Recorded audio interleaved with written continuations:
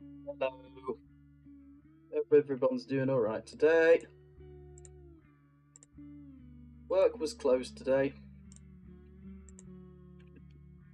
so I decided that I would just do a work stream, because I've not done one of those in ages, and for some weird reason my motivation to create has just been shit lately. Sandwich! Yes, sandwich for everybody. Okay. Liverwurst sandwich with a Capri Sun. Ugh, no. Problem is I don't know what to work on. I was work closed because snow, long story short. What do I do? Should I work on that sort of breaker all the inaccuracies episode, or should I just start recording Hamilton stuff? Comrade the art history guy, hi, welcome to the stream, how you doing? Hi Maddie123 Gaming, hi Funny Meme, hi Book Writing Account, hello everybody. You got up from a nap just in time for this, nice.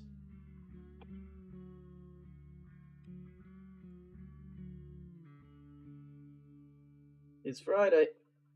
Yep, gotta get down on Friday. Normally I'm absolutely shattered on Fridays, but you know, work was closed today, so I'm slightly less so now. Right, so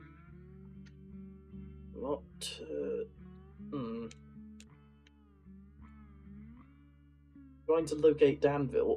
Unfortunately, I don't know enough about Phineas and Ferb to possibly do that.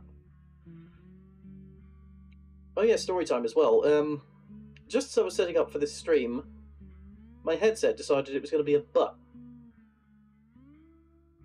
Turned it on.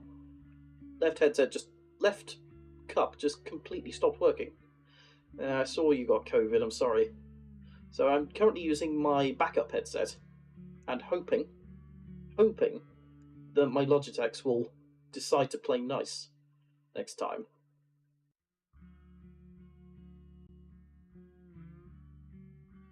What happened to the sound? I don't know.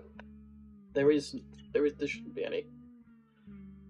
Besides the song from Hylix playing in the background. What to do? Seems like I never know what I actually want to do in these streams.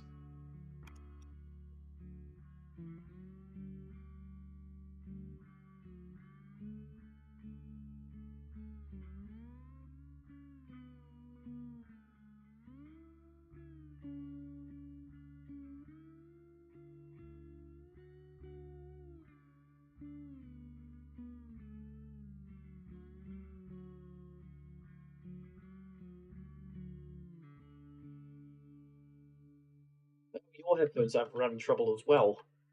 Dang. Right.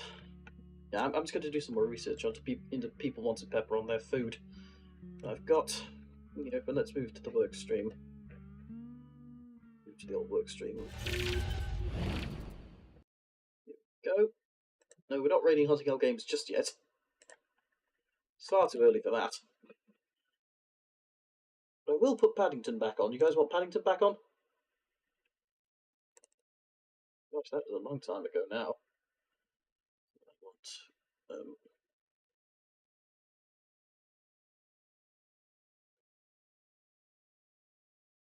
Interact, this one.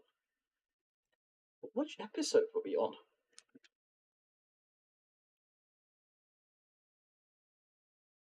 On this one.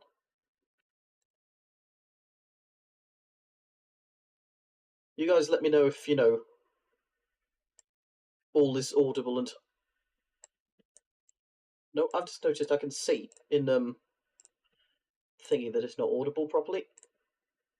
There we go, and I've selected the right one. Right headset. The right source, as it's called in OBS. I can go OBS there, Paddington there.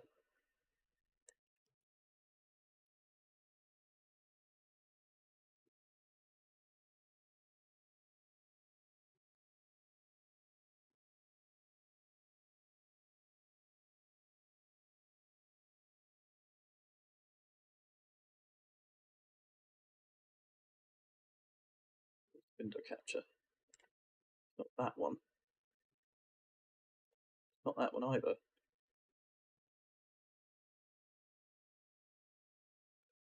Oh, there we go. Got it. Just going to hide it quickly so that I can hide it again real quick so I can whip up Google, find the old lyrics.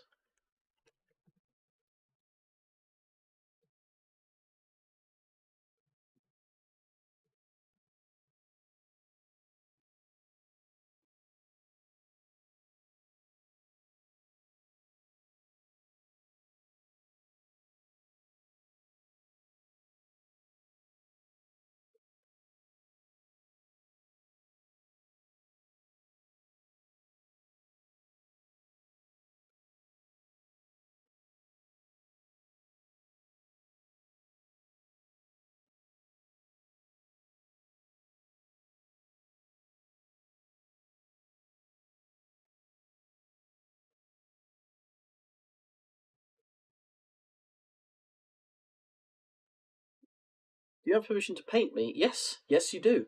Please do. And please post it in the fan art bit in my server. Glad everyone's turned up today. Okay, so I'm just going to drag this over here quickly. Start up on Paddington. Turning it down on my end because... One day, Paddington bought himself a camera in the market. Okay, now I'm going to tripod, turn that up. And a hood to keep out the light. And there was even a book of instructions. Altogether, it seemed very good value indeed. So after taking a quick bite of a marmalade sandwich, he got ready to take his first picture. There was a very interesting chapter in the instruction book on taking action shots. But it wasn't as easy as it sounded.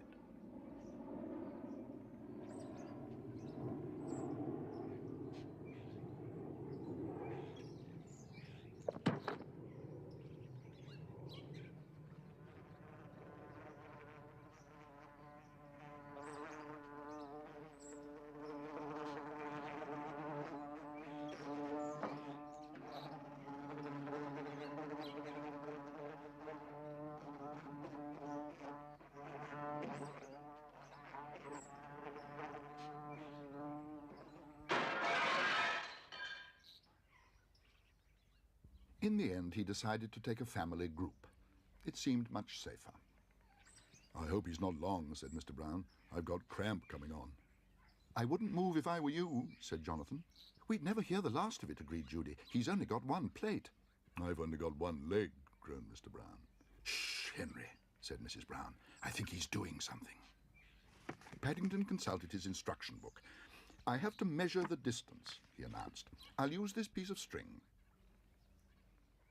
If I don't measure the distance properly, I shan't know how far away you are, and you may come out all blurred." "I'd sooner be blurred than have my ear pulled off," grumbled Mr. Brown. "Ooh!" "I'm afraid bears' slipknots are a bit hard to untie," said Paddington. "Anyway, I think I shall have to ask you all to move. The sun's in a different place." "Perhaps if one of us took it," said Mrs. Bird, "you could be in the picture yourself." Paddington considered the matter over a marmalade sandwich. "I shall press the shutter," he announced, "and then run round the front." "Even bears can't run that fast," murmured Mr. Brown. Paddington gave Mr. Brown a hard stare through his lens. But as he did so, something very strange happened. "What on earth's he up to now?" exclaimed Mr. Brown. "He looks as if he's practicing for the ballet or something." "Mind my petunias." "Too late," groaned Jonathan.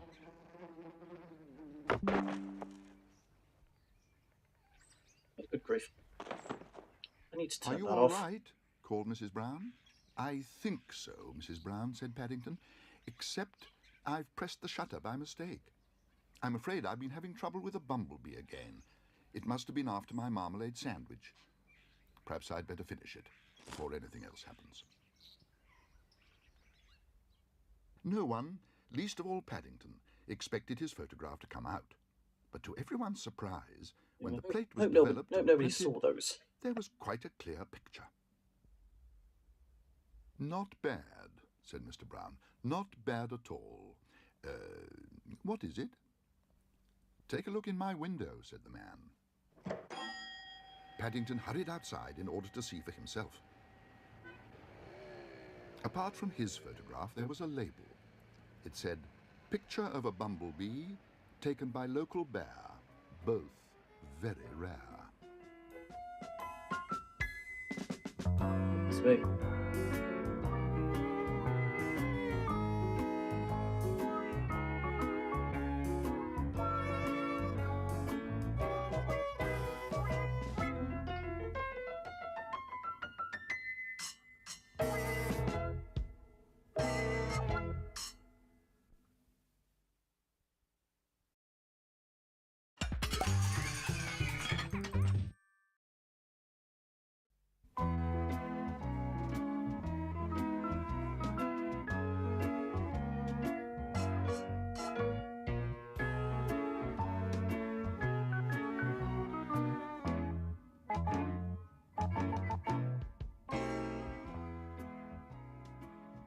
One day, Mr. Gruber took Paddington on an outing to an auction sale.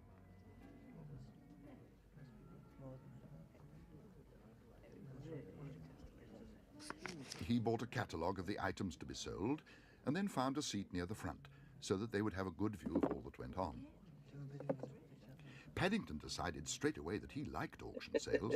It was all very friendly. Painted the shocked In fact, character. he hardly had time to sit down before someone waved. So he waved back. Then another man waved. So he waved at him too, and then raised his hat several more times for good measure. £4 on bid. £5 over there. Going, called the auctioneer, pointing at Paddington. Going, going, gone. But I've only just got here, exclaimed Paddington. Don't worry, said Mr. Gruber. That's the auctioneer. He's just sold something. Paddington gave the man a hard stare. I hope it's not that table, he exclaimed. It must be full of dents by now. Lot 65, one carpentry set, sold to the young bear with the sandwiches for £5. £5? Exclaimed Paddington. For a carpentry set? But I've only got 10pence. Mr. Gruber reached for his wallet. I expect it was because you waved, Mr. Brown, he whispered. You see, if you nod your head or even scratch your nose at an auction sale, they often think it's a sign you're interested. Paddington sat very still, hardly daring to breathe, let alone nibble his sandwich, in case he bought something So I've else only by got mistake. about 5 What am I bid for this old highwayman's pistol? questions. Called the auctioneer. Once the property of Dick Turpin. I think I might try for that, whispered Mr. Gruber. I've been after one for ages. Come along, who's going to start the bidding? £10, called someone at the back of the hall. 11, called Mr. Gruber. 12, shouted the other man. Oh dear, said Mr. Gruber. I hope I don't lose it, Mr. Brown. £13. 14, shouted Paddington. Any advance on £14? 15, shouted Paddington wildly. £15, called the auctioneer. Going, going, gone. Sold to the young bear gentleman on my right. Mr. Gruber began to feel that perhaps taking Paddington to an auction sale wasn't such a good thing after all. Perhaps I'd better not do any more bidding, Mr. Gruber, began Paddington. I don't think bears are very good at it. Lot 67, a very unusual marmalade stand. Paddington hastily changed his mind. I'd like one of those, he exclaimed excitedly. Mrs. Bird's always grumbling because my jars get sticky. What am I bid for this fine piece of Okay. antique silver? 5pence, cried Paddington excitedly. 5pence, repeated the auctioneer. Did I hear someone say 5pence? 6pence, said Paddington. If you ask me, said a voice, that young bear knows something we don't. Perhaps it's a fake, said another.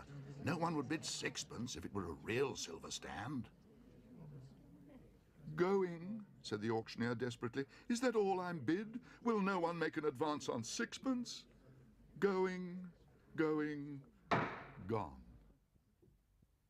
"And a very good buy indeed, Mr. Brown," said Mr. Gruber later that day. "It more than makes up for the money we lost on your carpentry set and the pistol." "It more than makes up for missing our 11s too, Mr. Gruber," said Paddington happily. "Besides, I think marmalade tastes even better when it comes out of an antique, especially when it's a sixpenny one."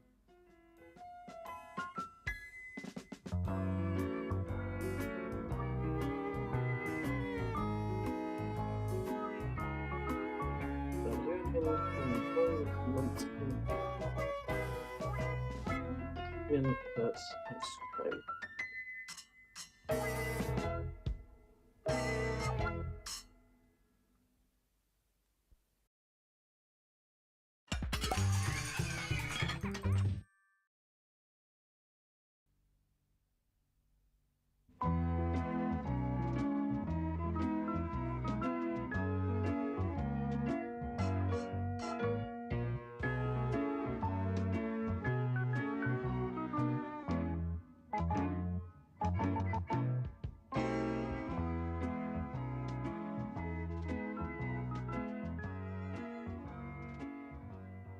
One morning, Paddington was having breakfast in bed when he came across a very interesting article in one of his magazines.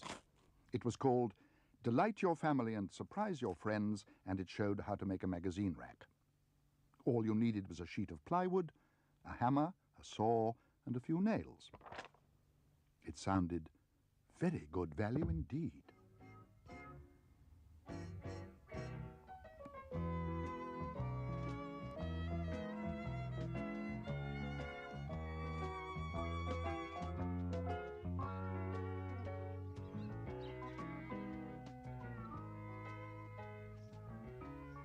One thing the article hadn't mentioned was how to carry a sheet of plywood and a box of tools at the same time. If it had, he might not have bumped into the Browns' neighbour, Mr. Curry. "Bear!" bellowed Mr. Curry. "What are you doing, Bear?" "Do it yourself, Mr. Curry," said Paddington. "What's that? How dare you?" "Oh, no, Mr. Curry. I didn't mean you were to do it yourself. I meant I'm going to do it myself. I'm making a magazine rack. Look." "Magazine rack? Yeah, I'd like a magazine rack, Bear. I'm going out now, so you can use my kitchen table to work on, but don't make too much mess. I don't like messes. If you have it ready for me by the time I get back, I may not report you for banging my nose just now." "Thank you very much, Mr. Curry."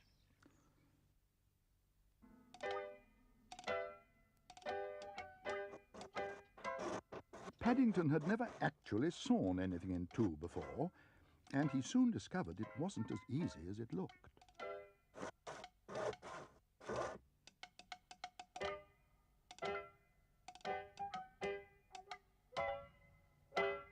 In fact, it got harder and harder. It wasn't until he sat down for a much-needed rest that he discovered why. Mr. Curry now had two small tables with only 2 legs each, instead of one large table with 4 legs. It was really almost beyond repair. Even covering the join with marmalade and drawing the blind couldn't disguise the fact that it was also very wobbly. Paddington decided he had an emergency on his paws.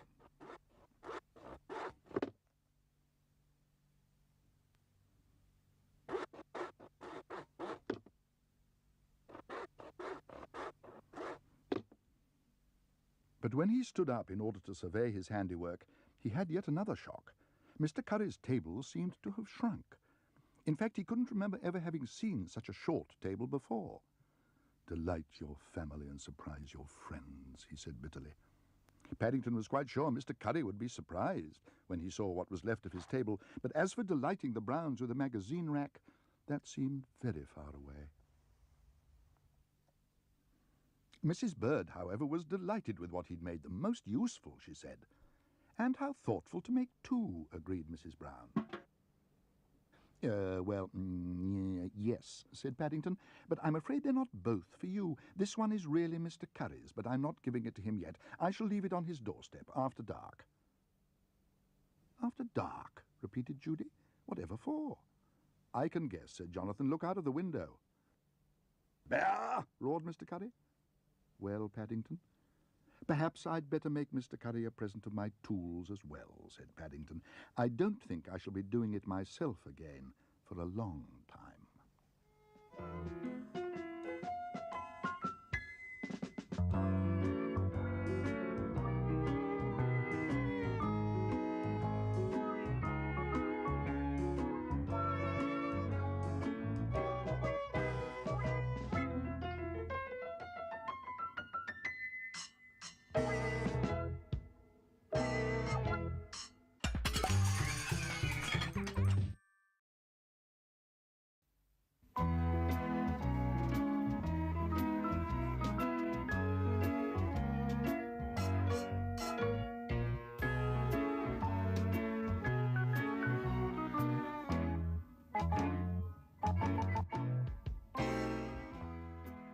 Ladies and gentlemen, announced Paddington, my next trick is impossible.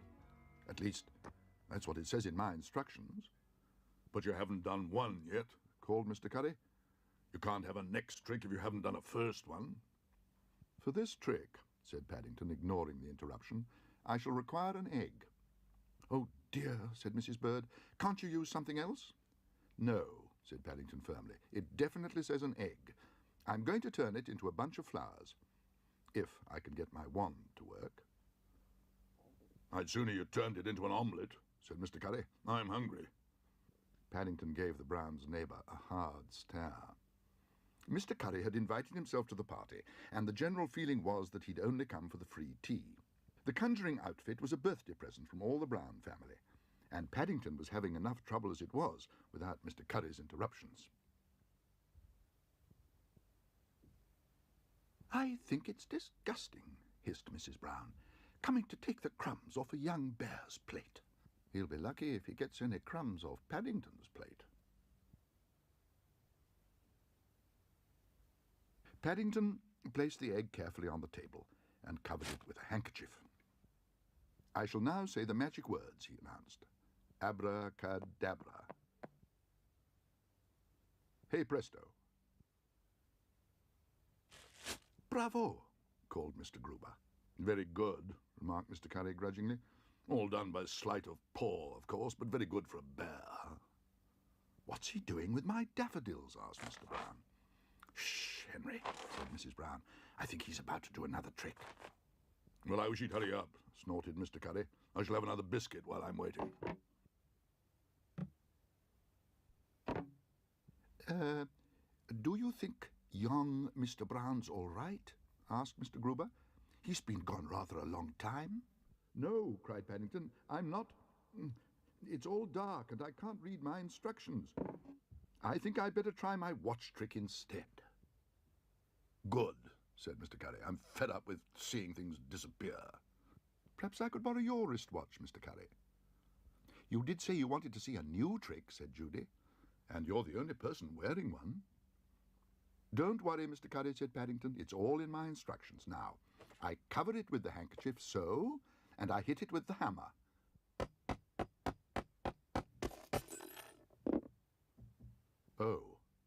Oh dear. Oh dear? What do you mean, oh dear? What's gone wrong, Bear? Paddington consulted his instructions. As he did so, he saw the ominous words, "For this trick, it is necessary to use a dummy watch." I think I forgot to say abracadabra, Mr. Curry, he exclaimed. Abracadabra? I'll give you abracadabra. That was a very valuable watch. 20 jewels. Shockproof. It doesn't look very shockproof to me, said Mr. Brown. And it's certainly not that valuable, said Mr. Gruber. I remember selling it to you 5 years ago, and you didn't pay much for it then. I think I found one of the jewels, Mr. Curry, cried Paddington excitedly. One of the jewels, bellowed Mr. Curry. What about the other 19? I've never been so insulted in my...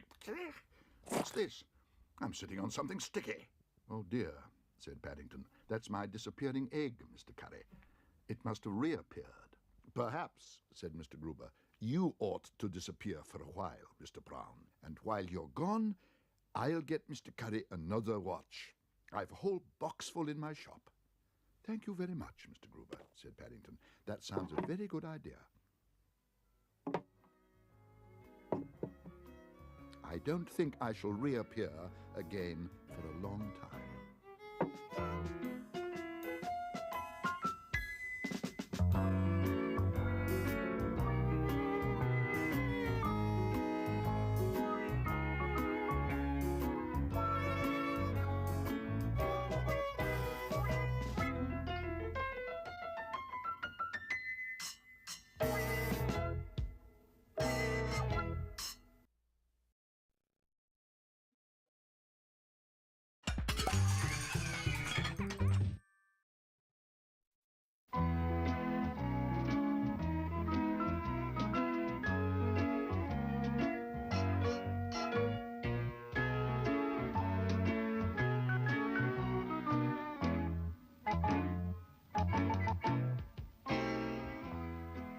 One morning, Mr. and Mrs. Brown woke feeling ill, so they went straight back to bed again. The trouble was that with Jonathan and Judy at school and Mrs. Bird away on holiday, there was no one left to take care of them.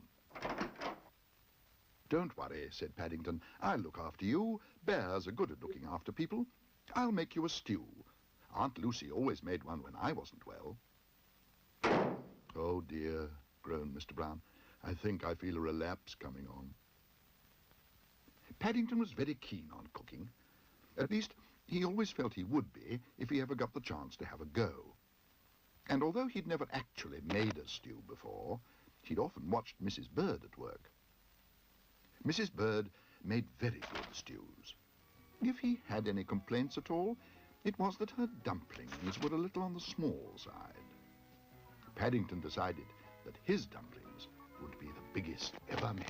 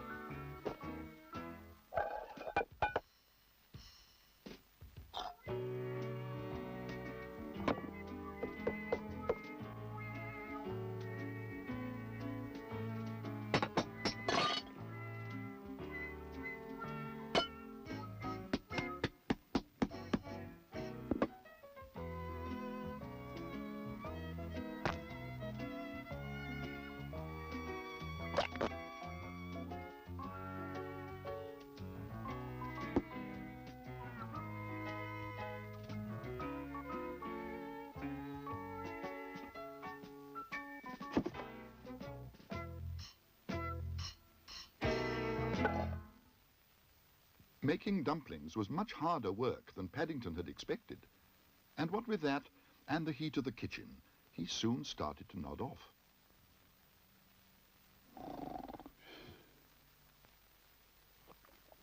He wasn't sure how long he slept, but he woke with a nasty feeling that he wasn't alone, and that something was coming nearer and nearer.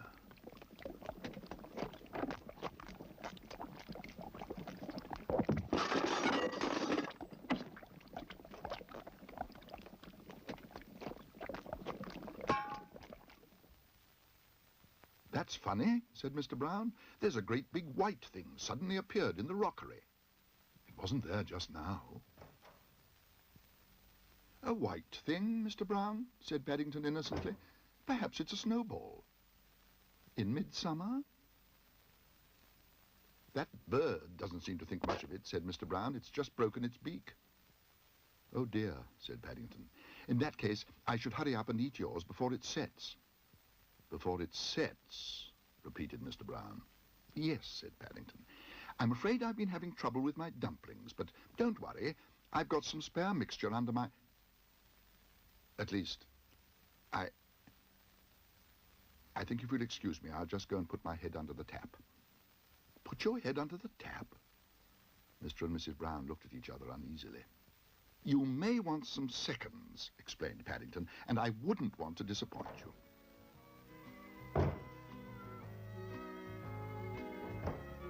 There's nothing worse than being without dumplings, especially when you're ill.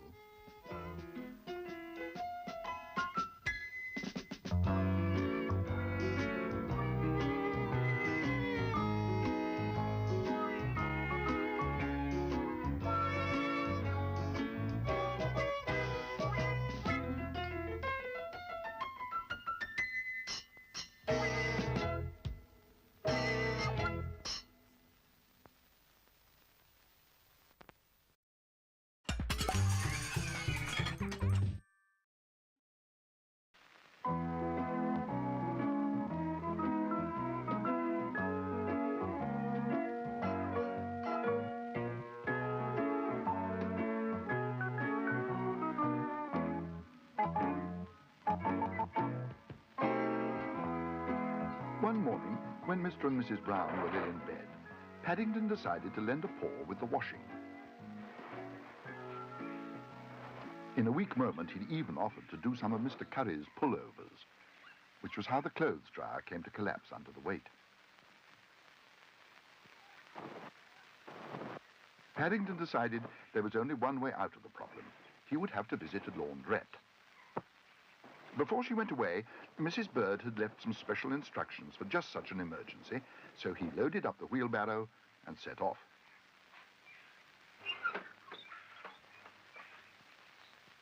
According to the instructions, the Browns' laundry needed hot water, whereas Mr. Curry's pullovers had to have warm, in case they stretched.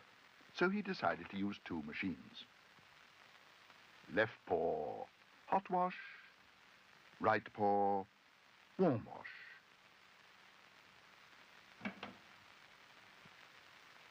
Left paw, hot wash. Right paw, warm wash.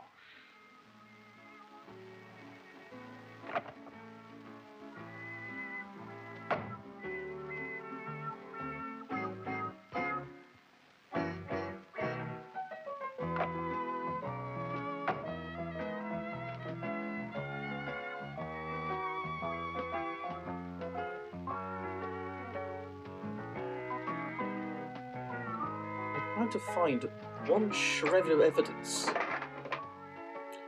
that points to a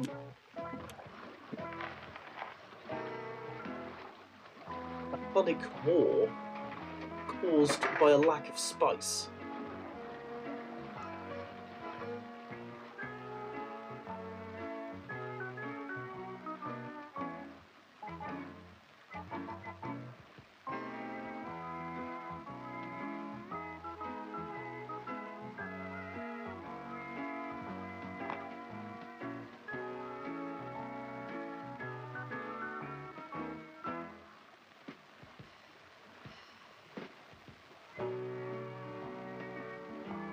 Bubonic spice.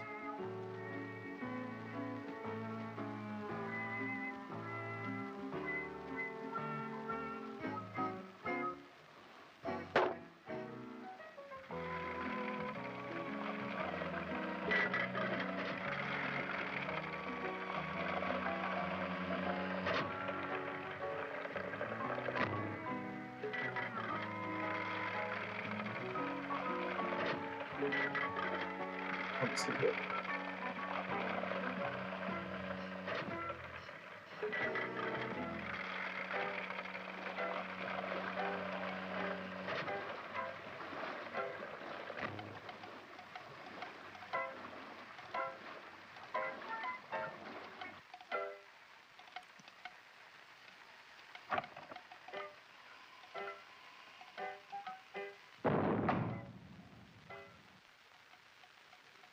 Bear, what's going on?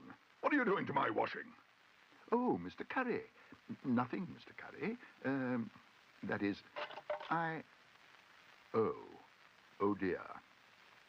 What's happened to my pullovers? I had 6 white pullovers when you left this morning. You wouldn't like one large cocoa-coloured one, would you, Mr. Curry? Asked Paddington hopefully. What's that?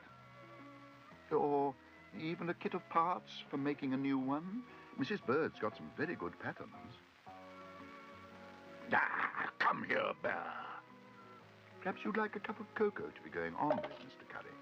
There's lots more where this came from, and it's very frothy.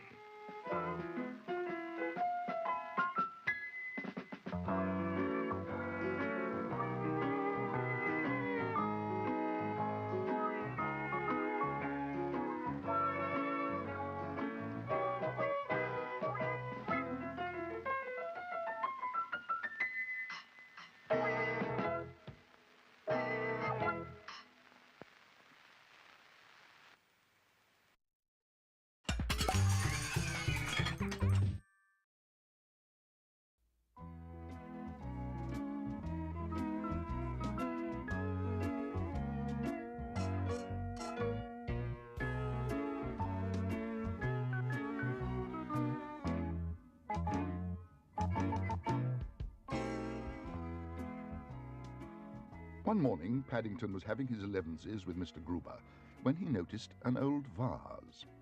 "Broken, I'm afraid," said Mr. Gruber, "and you may not believe this, Mr. Brown, but the person who did it actually called it a jug and offered me fourpence." "Fourpence for a spode?" exclaimed Paddington. "He obviously didn't know its true value like you do," said Mr. Gruber. "Still, it is what is known as the slow season." "Perhaps I could stick it back together, Mr. Gruber," said Paddington. "It might speed things up a bit for you." Paddington took things very carefully on the way home, which was how he came to see a notice being put into a barber's shop window. It said, "Willing junior wanted, able to sweep floors and look after the shop while the owner is out, apply within." It seemed a very good chance to earn some extra bun money and help Mr. Gruber through his slow season into the bargain.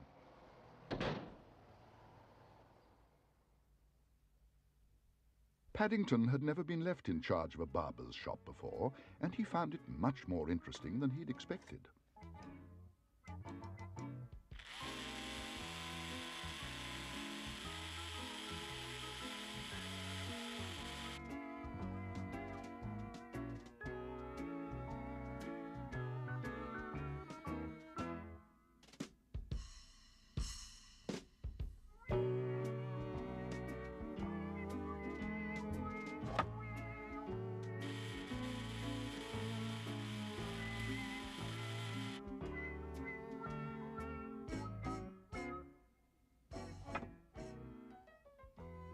It wasn't until he switched off the clippers that he suddenly heard a voice.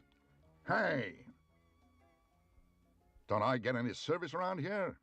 I want short back and sides, but nothing off the top. Whatever you do, don't touch the top. And make it snappy. I have a plane to catch." Paddington peered anxiously up and down the street. Mr. Sloop had said he would only be gone a few minutes, but he was nowhere in sight, and he was about to explain this to the customer when he had yet another shock. The man had gone to sleep.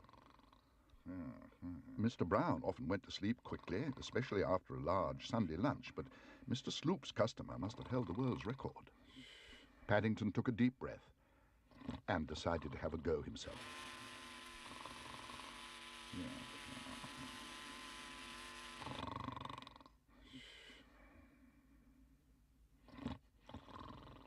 Unfortunately, when he'd finished, the man's head was so bald that not even a strong dose of Mr. Sloop's magic hair restorer made the slightest difference. Paddington was just toying with the idea of spreading marmalade over it when he caught sight of some clippings on the floor. He was a hopeful bear at heart, but he had a nasty feeling that not even the glue he'd been saving for Mr. Gruber's vase was going to help his present situation. Most of Mr. Sloop's customers seemed to have ginger hair. Curly, ginger hair. "Well," said Mr. Gruber, "you said you would speed things up for me, Mr. Brown, and you certainly have. That man you glued the ginger hair onto was one of the biggest antique dealers in America. He bought almost my entire stock, but I still don't understand how he got to hear of me." "It's a bit complicated, Mr. Gruber," said Paddington. "You see, he was wearing a wig, and I must have knocked it off by mistake. It fell in your vase, and when he woke up, he asked me what I was doing with a spode. Truth, Mr. Brown, is sometimes stranger than fiction, particularly where bears are concerned. Have another bun. Thank you very much, Mr. Gruber. There's nothing like a bun, especially after a close shave.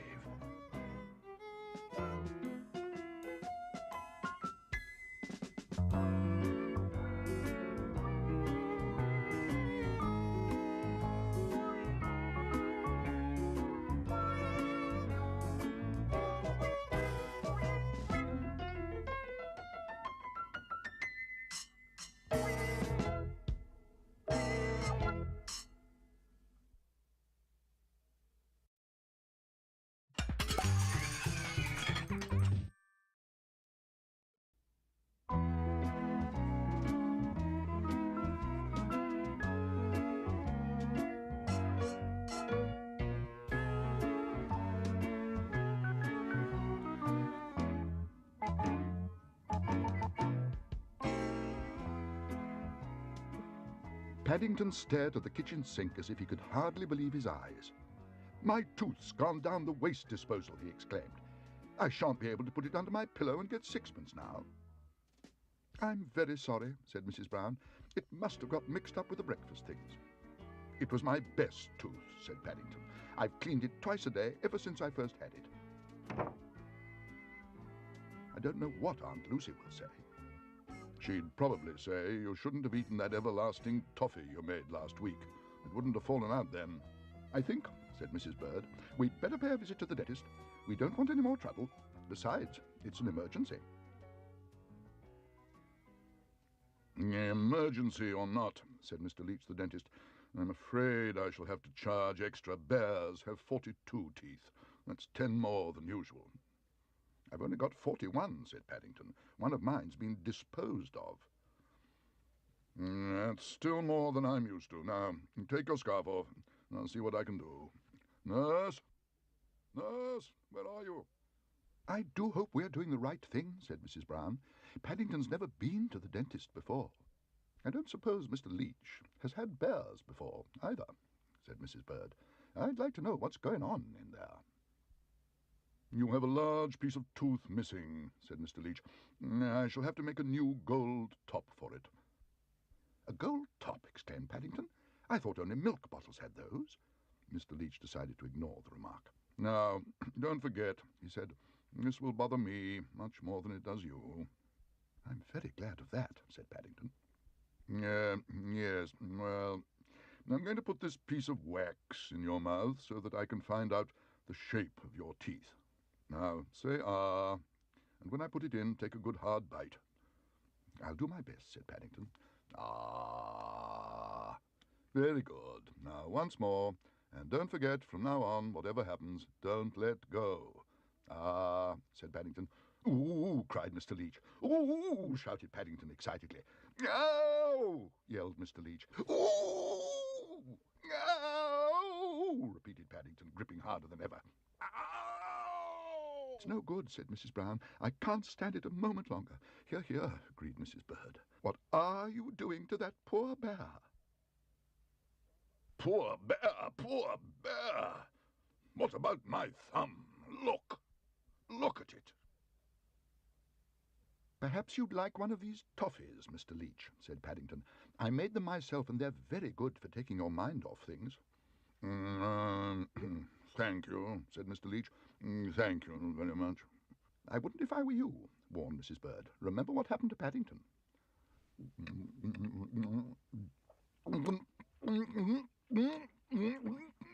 "Oh, dear," said Paddington. "I think Mr. Leach is having the same sort of trouble with his teeth as I was with mine." "The sooner you get rid of those toffees, the better," said Mrs. Bird. Paddington put on his injured expression. "I'm doing my best," he said, "but nobody seems to like them very much." He was about to suggest Mr. Leach tried saying "ah," but he seemed to be having enough trouble with his "mms," so he thought better of it. Instead, he got ready to leave. "I think," he announced, "Mr. Leach is the best dentist I've ever been to. I shall always come here when I've had a tooth disposed of. He said it was going to bother him much more than it did me, and he's quite right. It has. Mine feels better already.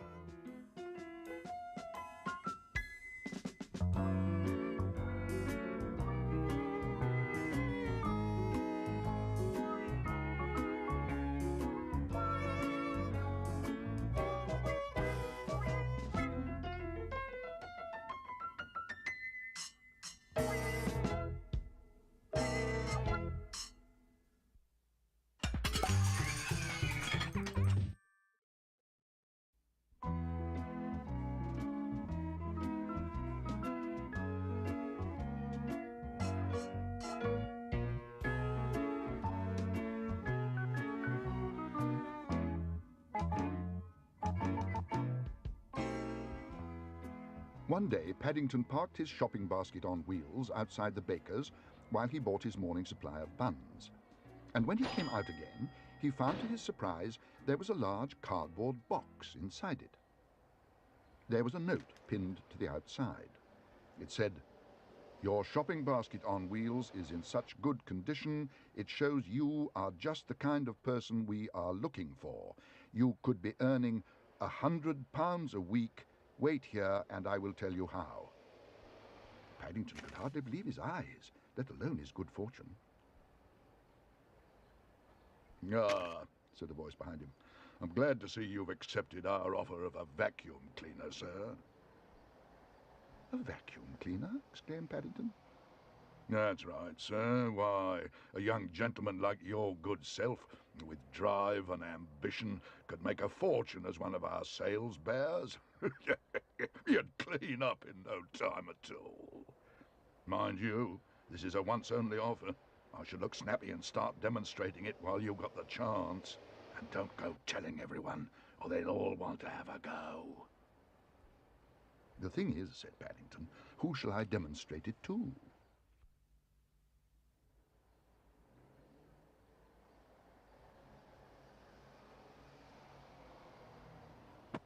"Bear!" bellowed Mr. Curry. "Why don't you watch where you're going? Look at the mess you've made." "Don't worry, Mr. Curry," announced Paddington. "I can clean that up with my new cleaner. I'm giving free demonstrations." Did you say free demonstrations? Can you do carpets? "I can clean anything, Mr. Curry," said Paddington. "I've just had it all explained to me." "In that case, Bear," said Mr. Curry, "come this way. I have a little job you can finish off for me."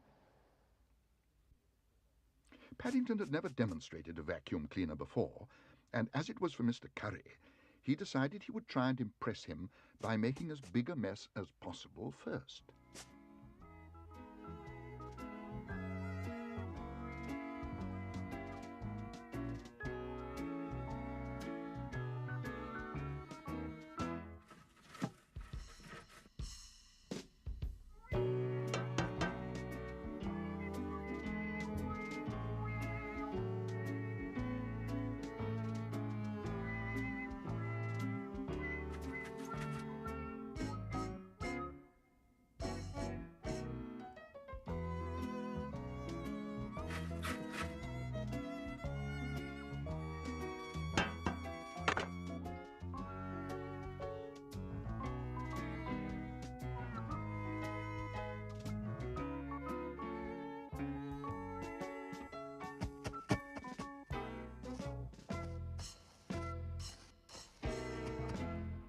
What's going on, Bear?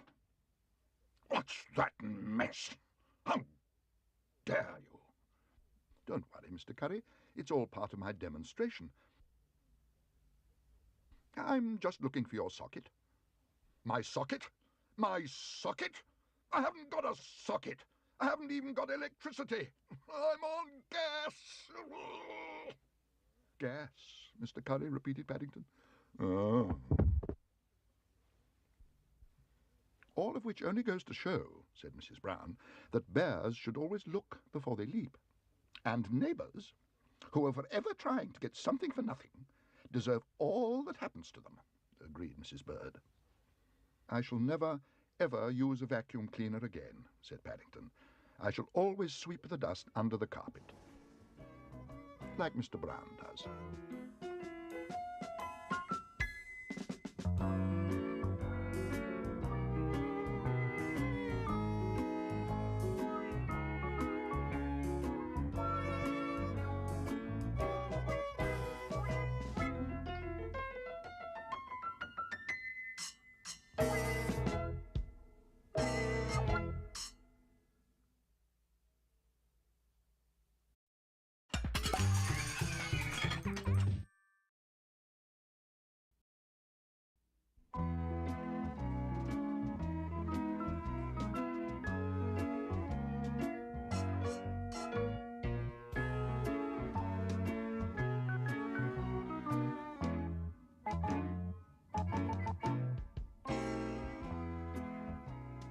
One morning, Paddington came hurrying downstairs as fast as his legs would carry him, and he burst into the dining room looking as if his very life depended on it.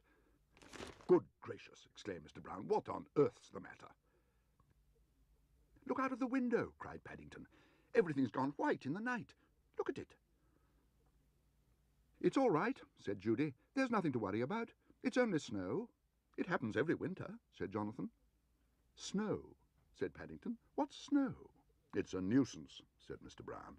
"It'll have to be cleared away before I can get the car out."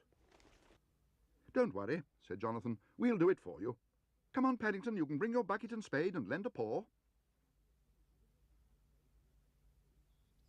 Paddington decided he liked snow, especially the brown sort. He made several journeys up and down the path outside their garage. Then he turned his attention to the back garden. It was as he reached the fence that an idea suddenly struck him. He was always getting into trouble with the Browns' neighbour, Mr. Curry, and he felt it might be a chance to do him a good turn and clear some of his paths, too. In fact, taken all round, it was a good chance to kill several birds with one stone. Jonathan and Judy were busy making a snowman, so he tipped several bucketfuls of Mr. Curry's snow over the fence in case they ran out.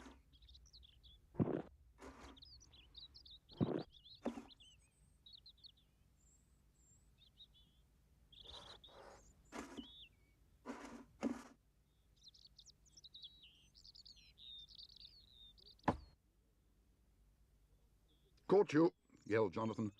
"Come on, Paddington, let's have a The snowball chat. fight." Kids in the Savage. Who else has Paddington Dude as needed their no second guineas. celebrity Having a crush? snowball fight sounded even more fun than clearing pathways. I think you might be the only one.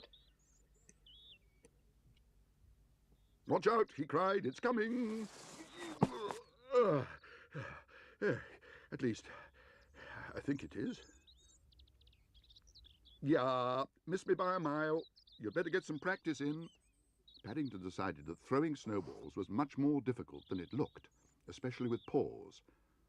So he thought he would put another plan into operation.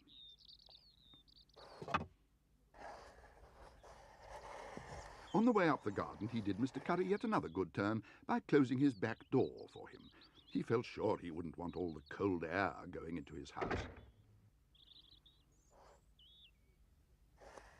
Then he crept towards another part of the fence in hope of catching Jonathan by surprise.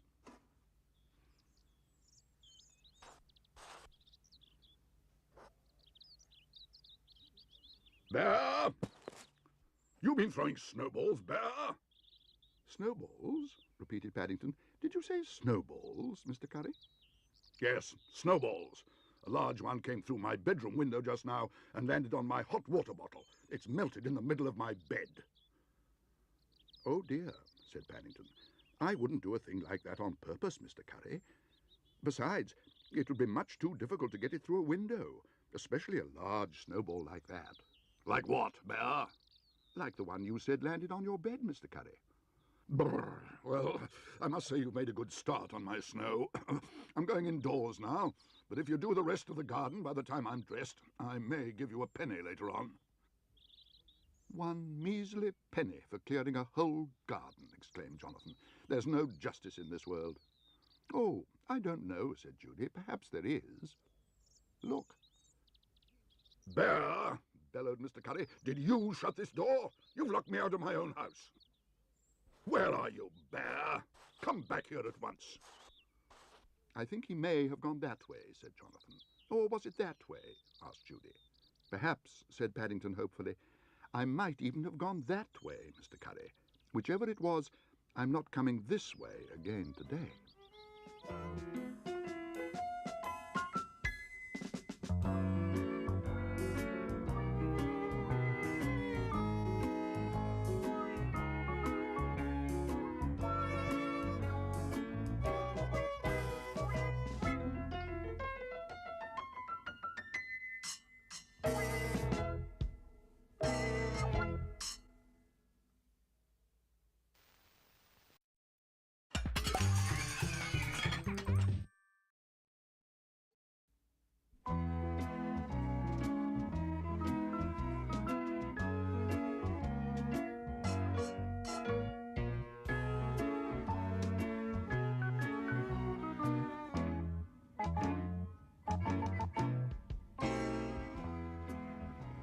One day, Mrs. Brown left Paddington outside Crumbold and Ferns so that he could do some secret Christmas shopping on his own.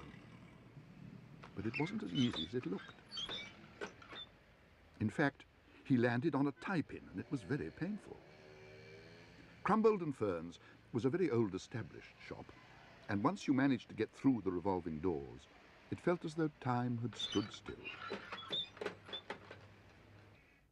It was the kind of shop where the assistants were rarely taken by surprise. So when Paddington announced that he'd come to buy a clothesline, the man scarcely raised his eyebrows, especially when he caught sight of the diamond tie-pin on Paddington's duffel coat. Perhaps, he said, you would like to consider one of our special expanding clotheslines, sir, as used by some of the best families in the country. You'd be surprised if I told you the names of some of our customers. Mine's for Mrs. Bird, said Paddington. I'm buying her a new one for Christmas. Hers broke the other day. Well, we can't have that, sir. Perhaps you'd like to test it. I'm sure it won't let your Mrs. Bird's washing down. Thank you very much, said Paddington. It couldn't be more simple. The box contains over 100 yards of best clothesline, and as you pull, it unwinds itself. Then when you've finished, you simply... Oh, dear me. Mr. Wainwright, have you seen a young bear gentleman wearing a blue duffel coat go past? He went that way, towards the China department. Sounds as though he's arrived. Oh, my goodness. Follow that box. Paddington helped himself to a bullseye. The clothesline had turned out to be much longer than he'd expected. Now he was lost, and he definitely felt in need of some refreshment.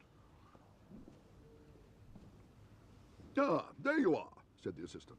I suppose you realize you've tied everyone up in knots. What have you done with the end of the line? It's here, said Paddington. At least, it was a moment ago. What was that? Asked the assistant. I said it's here. Here. The assistant stared at him. For some strange reason, he seemed suddenly to have lost the use of his hearing. Do speak up, he exclaimed. I can't understand a word you're saying. Oh dear, said Paddington. I think my bullseye must have fallen in your ear. Your bullseye, repeated the man. Fallen in my ear. I'm afraid it's a bit slippery where I've been sucking it, began Paddington. You've been sucking a bullseye in Crumbold and Ferns. But for the second time that morning, the assistant found that he was talking to himself. Paddington had decided it was high time he did one of his disappearing tricks again. He arrived outside the shop just as a very important-looking gentleman was about to go in, and they were soon deep in conversation. That's Sir Gresham Gibbs, whispered the commissioner. That young bear found a highly valuable tie-pin belonging to him only this morning. It wasn't very difficult, said Paddington. I sat on it by mistake. Nevertheless, an example to us all. James, as a reward, I would like to place my card at your disposal for the rest of the day. James! I don't think we shall get back into Crumbold and Ferns for a while. They appear to have some rope caught in their entrance. Perhaps you'd like to continue your shopping elsewhere. I think that would be a very good idea, Mr. Gibbs, announced Paddington. Especially if James can find a sheeps. clothesline shop without That's revolving twice doors now that sells bullseyes as well. That's twice now that... I've left my last one in someone's ear. By mistake.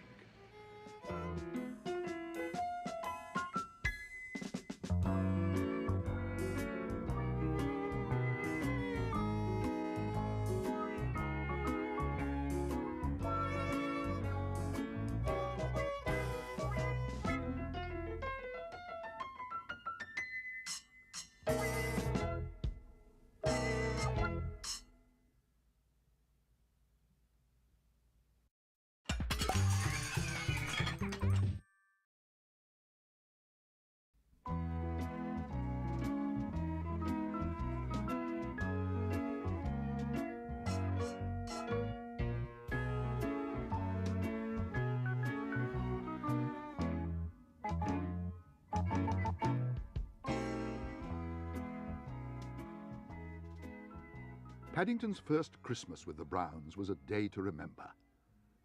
The night before, on Mrs. Bird's instructions, he'd hung a pillowcase on... Yeah, my mum's on Christmas.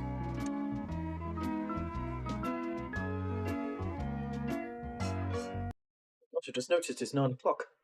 Spent so much time trying to getting hung up on things like the sheiks.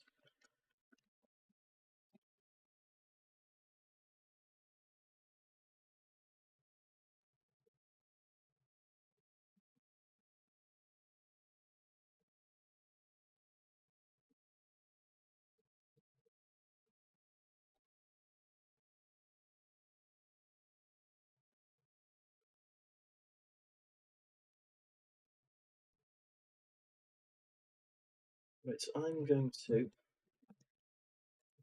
put these, plonk them in there, and call it for today because these are only ever an hour each. Gosh.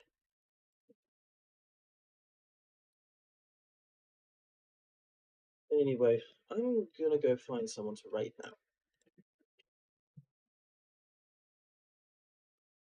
More often, I get so into it whenever I'm researching. So sometimes I think I just need to start. You guys really need to pester me. Please, please pester me into streaming on Fridays. And that's a yawn.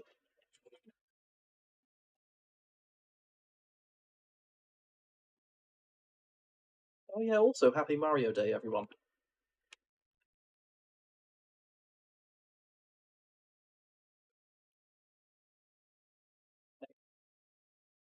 That's right, stop. Let me just...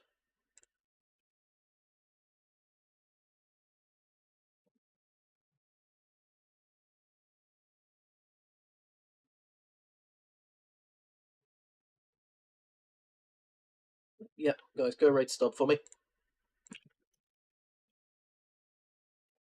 Appreciate you guys. See ya. Hopefully tomorrow.